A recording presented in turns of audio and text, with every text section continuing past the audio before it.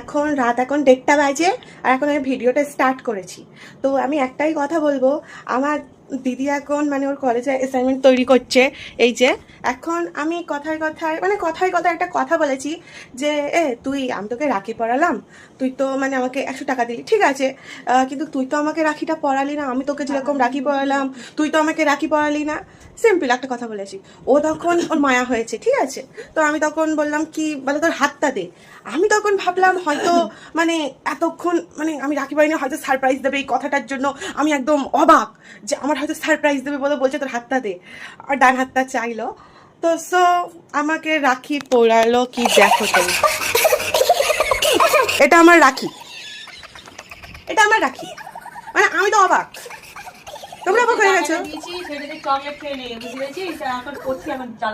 এখন কটা বাজে দেখো, এই যে 1:36, 1:36, রাত 1:30 বাজে।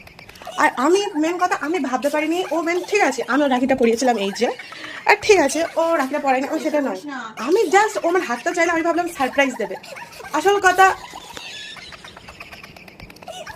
এটা এটা এটা ভিডিওটা অফ কর না।